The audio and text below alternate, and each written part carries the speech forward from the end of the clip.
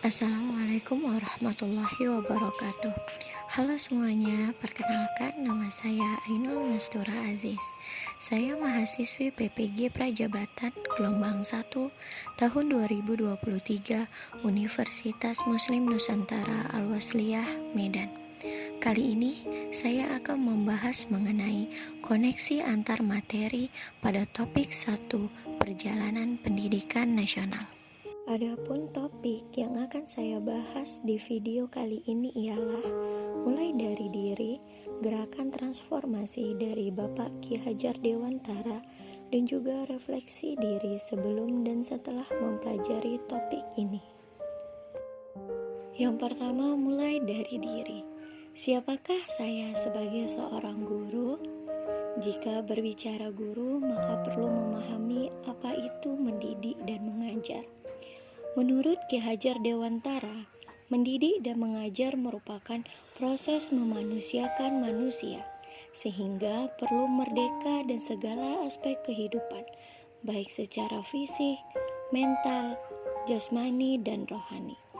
Dengan demikian, jika saya nantinya menjadi seorang guru, maka saya akan menjadi guru yang berpihak kepada peserta didik, sehingga apapun yang saya lakukan telah menjadi teladan dan panutan bagi mereka. Selanjutnya, siapakah pelopor perjalanan pendidikan di Indonesia?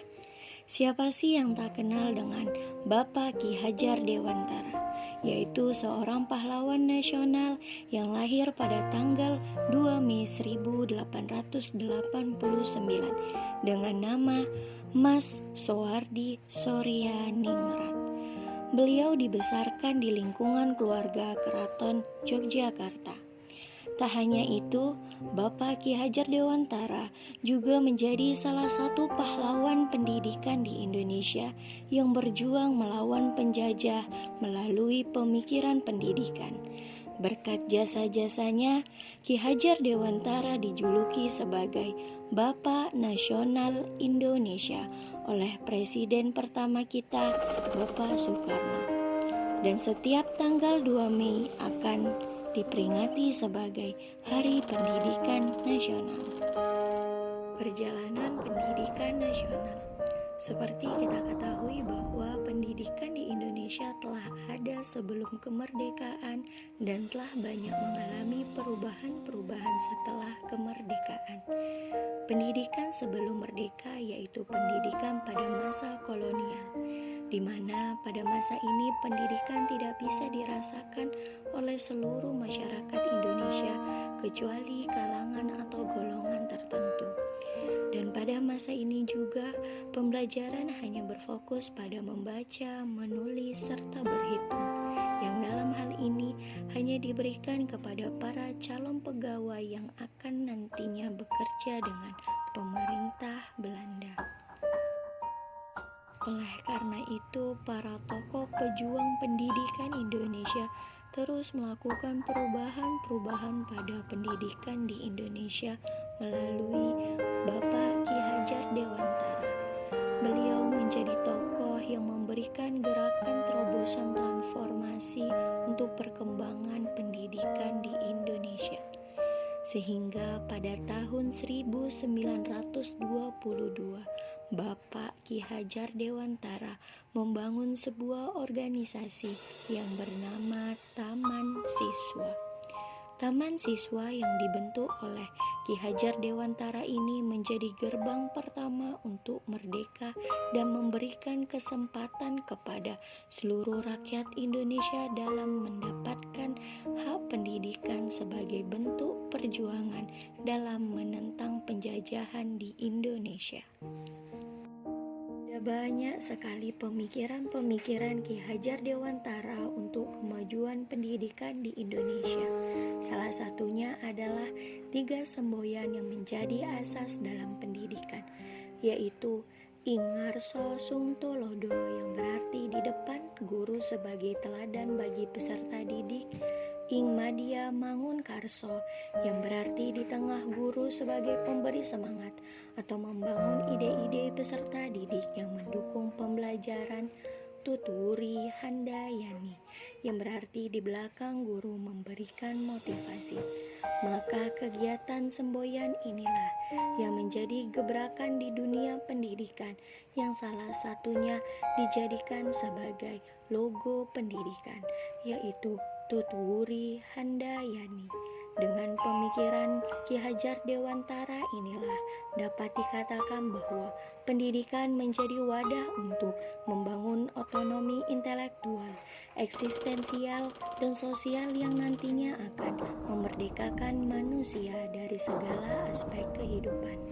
Maka berdasarkan dari pemikiran Bapak Ki Hajar Dewantara tersebut dapat diadaptasi dan diimplementasikan dalam perkembangan kurikulum saat ini, yaitu kurikulum Merdeka Belajar. Kurikulum Merdeka, kurikulum yang dirancang dengan harapan bisa menjadi bentuk transformasi perkembangan pendidikan di Indonesia dengan menyusun konsep pendidikan untuk bisa mendalami minat dan bakat dari peserta didik sejak dini. Sehingga esensi dari kurikulum ini ialah memberikan hak bebas dan merdeka dalam menciptakan ruang kepada peserta didik agar tumbuh dan berkembang sesuai karakter dan keunikannya masing-masing dengan menggali segala potensi yang dimiliki. Besar harapan bahwa kurikulum ini bisa memberikan perubahan bagi kurikulum sebelumnya dan dapat mewujudkan tujuan nasional yang sesuai harapan. Selanjutnya, refleksi diri dari sebelum dan setelah mempelajari topik 1 mengenai perjalanan perkembangan pendidikan nasional ialah saya banyak sekali mendapatkan pengetahuan dan pengalaman baru.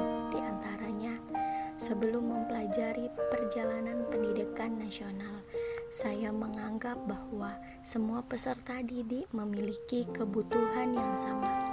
Saya juga menganggap bahwa semua peserta didik diberi perlakuan yang sama serta menuntut peserta didik untuk bisa memberikan hasil yang sama.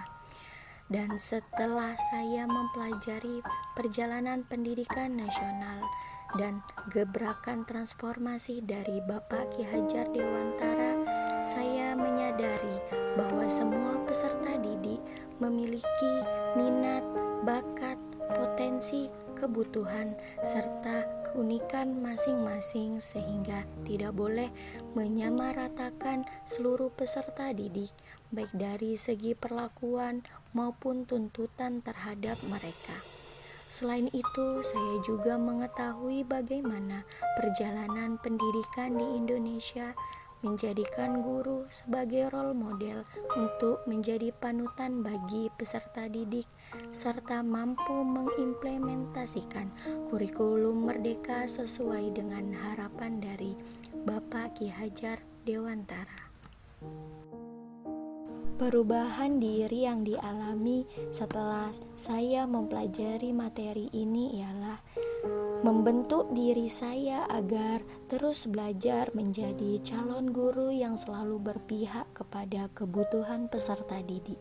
Selain itu, saya akan terus menuntun mereka untuk mampu mengembangkan segala potensi yang ada dalam dirinya masing-masing, agar mampu menjadi manusia yang berbudi luhur, berkarakter, dan memanusiakan manusia. Sekianlah kesimpulan dan refleksi dari materi topik 1 mengenai perjalanan pendidikan nasional. Sekianlah kesimpulan dan refleksi diri dari materi topik 1 mengenai